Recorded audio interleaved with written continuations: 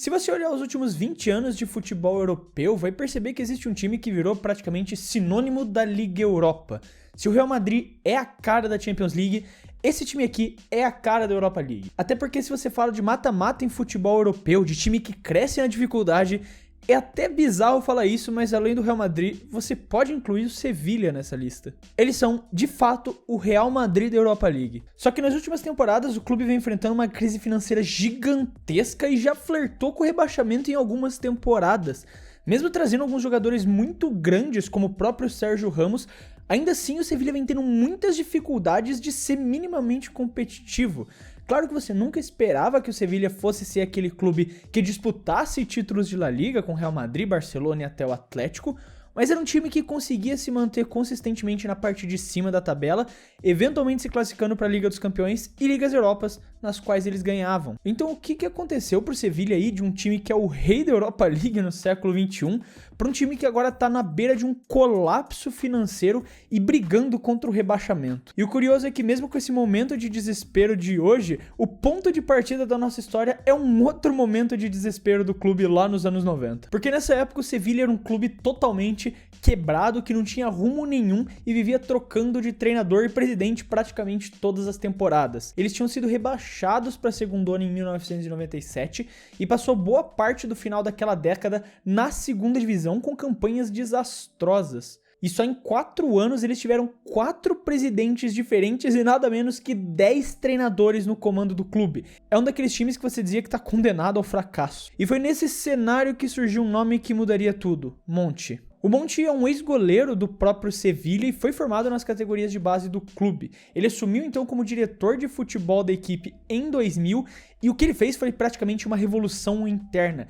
Ele trouxe uma filosofia completamente nova de como enxergar o mercado. Ele trouxe uma filosofia de gestão de futebol que na época ainda não era tão comum e o Sevilla foi um dos pioneiros nesse tipo de gestão. E a estratégia era simples e eficiente: buscar jogadores jovens e promissores com custo baixo no mercado para depois revender eles por preços muito mais altos. E como eu falei, a estratégia ainda era muito simples, não se assemelha em nada do que clubes como Brighton, Borussia ou o próprio Frankfurt fazem nos dias de hoje. Era praticamente um modelo de sobrevivência, tentar encontrar jogadores de qualidade o mais barato possível para que eles pudessem revender e pagar as contas do clube. Porque eles precisavam desesperadamente de dinheiro e essa era a única fonte de renda que eles teriam. Só que com isso o resultado começou a vir também dentro dos campos, porque na temporada seguinte o time voltou para a primeira divisão e não parou mais de crescer. Em poucos anos o Sevilla já estava beliscando algumas vagas nas competições europeias.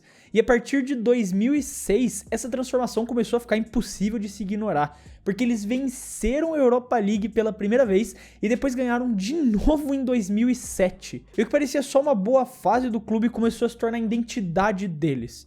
O Sevilla sabe que, apesar do nome, eles não são o maior clube de Sevilha, tanto em questão de torcida quanto em geração de receita natural, sem ser por venda de jogadores. O Real Betis é o clube que lidera nesses quesitos. Só que enquanto isso, o Sevilla foi se especializando nesse desenvolvimento e venda de jogadores e, por consequência, se especializando em tornar um monstro de mata-mata. Não importava se o adversário era um time inglês bilionário, um gigante italiano ou uma surpresa alemã. No jogo decisivo, o Sevilla quase sempre saía com a vitória.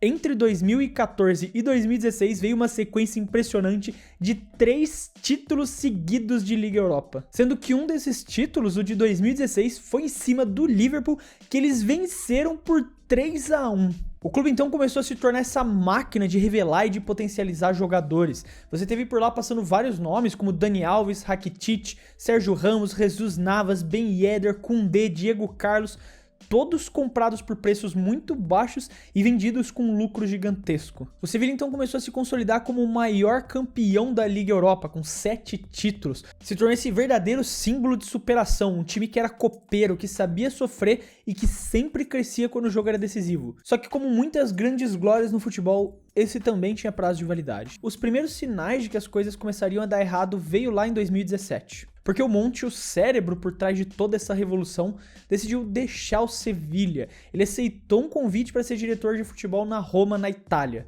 Só que a passagem dele por lá acabou sendo um fracasso.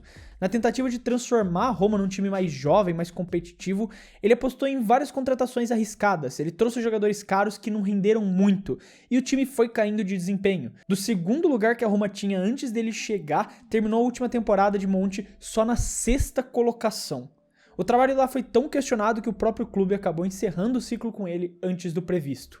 2 anos depois, então, o Monte voltou pro Sevilha. Só que dessa vez ele veio com uma mentalidade completamente diferente. Isso porque a ideia toda da saída dele pra Roma era porque ele queria ir atrás de um projeto mais competitivo. Ele tinha feito toda essa revolução e transformado o Sevilha nesse clube capaz de contratar jovens promissores, evoluir eles e depois vender muito mais caro pra fazer dinheiro. Só que ele queria começar a montar times competitivos, times que pudessem disputar títulos.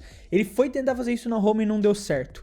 E quando ele voltou pro Sevilha, ele trouxe exatamente essa ideia com ele, de que agora ele queria tentar montar um time competitivo com o Sevilha, um time que pudesse disputar o título contra o Real Madrid, contra o Barcelona e contra o Atlético. Por isso então o clube começou a mudar o perfil de contratação. Eles venderam vários jogadores que estavam em alta, como o Ben Yedder, o Sarabia e o Muriel, e passaram a investir pesado em nomes mais caros e com uma margem menor de revenda. E trouxeram nomes como Rony Lopes, En-Nesyri, Fernando, Papu Gomes. E a princípio até parecia que a nova estratégia estava funcionando, porque o Sevilha voltou a disputar a Liga dos Campeões, levou mais uma Europa League em 2020 e estava brigando por posições no topo da tabela durante algumas rodadas de La Liga nessas temporadas. O grande problema foi que nos bastidores a situação financeira começou a ficar insustentável. O clube estava gastando mais do que podia, o elenco estava envelhecendo e todo esse modelo, toda essa transformação que tinha criado a imagem do Sevilha começou a se desfazer. Só que o pior ainda estava por vir. Porque se o plano ousado do Monte já tinha começado a mostrar algumas rachaduras, a pandemia deu o golpe final. Menos de 1 ano depois de gastar todo esse dinheiro, gastar todas as fichas do clube para tentar brigar por posições melhores em La Liga,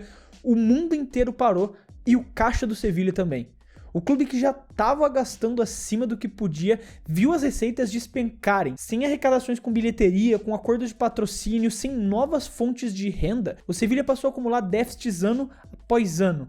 Para tentar estancar essa sangria, a diretoria fez o que parecia ser inevitável, vendendo os 2 maiores ativos do elenco, o Koundé, que foi para o Barcelona, e o Diego Carlos, que foi para o Aston Villa. E só nessas 2 vendas o Sevilha arrecadou por volta de 80 milhões de euros. O problema é que o dinheiro entrou e já saiu da pior forma possível. As contratações eram um desastre e honestamente não tinham nenhum nexo, nem pensando em jovens promissores e nem pensando em formar um elenco competitivo. Foram todas apostas que não deram certo. Vieram nomes, como eu já falei, do Papu Gomes, mas além disso Isco, Llanusa, Thomas Delaney e entre outros nomes que não conseguiam resolver esse problema dentro de campo.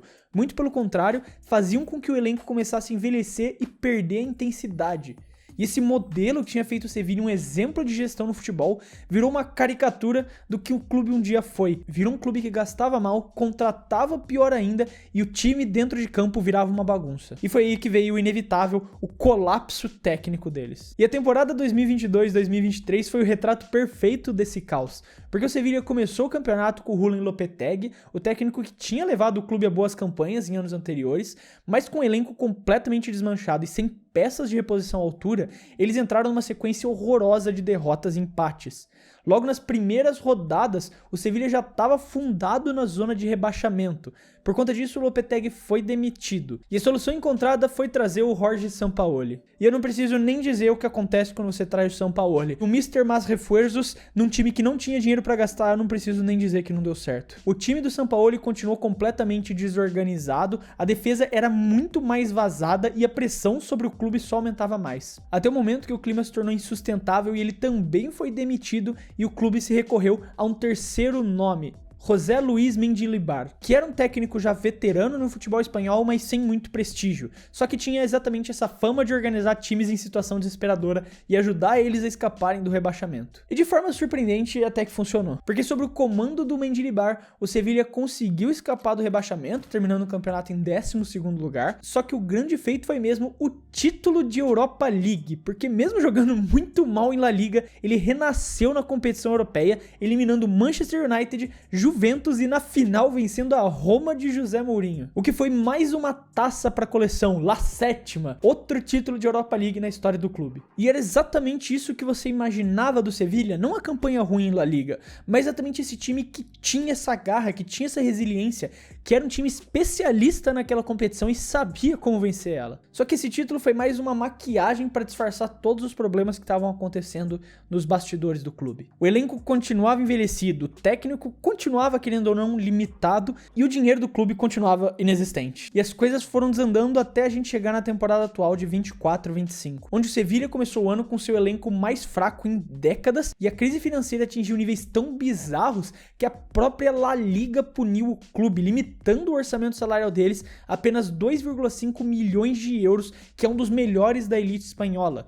Pra você ter ideia, esse valor é menor do que o salário anual de vários jogadores reservas de outros clubes da primeira divisão. E com um elenco cheio de apostas baratas, de jovens inexperientes e de jogadores por empréstimo, o desempenho então foi um desastre. A torcida perdeu totalmente a paciência, chegaram a invadir o CT do clube, atacaram o ônibus e o presidente passou até a receber ameaças de morte. E em campos o caos só estava aumentando. O Sevilla ficou 8 jogos seguidos sem vencer, somando só 2 pontos de 24 possíveis e frequentou a zona de rebaixamento uma boa parte do campeonato. Terminando o campeonato em 17º lugar, um único ponto na frente do Leganés, que acabou caindo.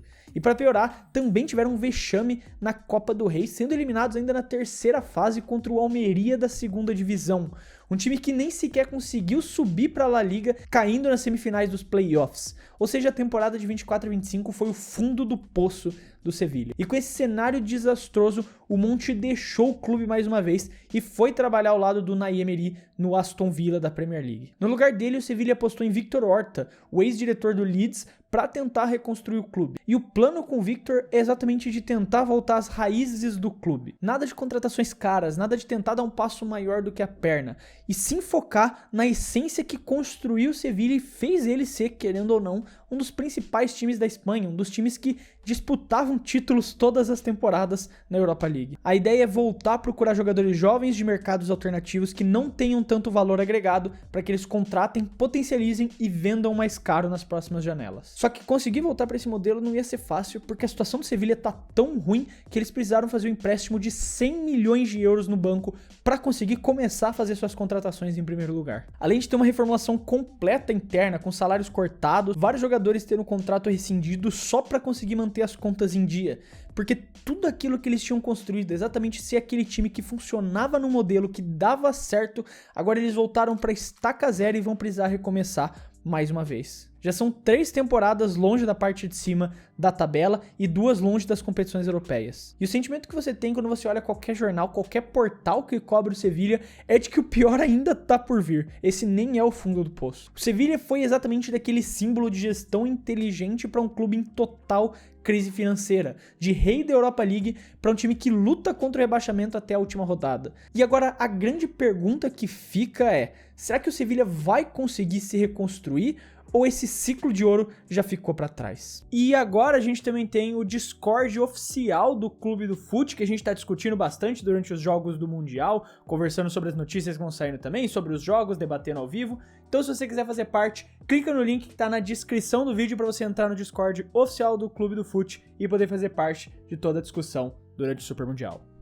Mas aí tá, o que aconteceu com o Sevilla? Eu quero saber a sua opinião, como sempre. Não esquece de escrever aí nos comentários se você concorda, se você discorda, o que você tem a dizer, porque eu sempre quero saber a opinião de vocês. Lembrando aqui também que se você gostou do vídeo e quiser ajudar o Clube do Fute, você pode fazer isso se inscrevendo no canal, porque ajuda muito a gente a poder continuar produzindo todos esses vídeos aqui pra vocês. Eu quero deixar um abraço pra você que ficou até aqui e até o próximo vídeo.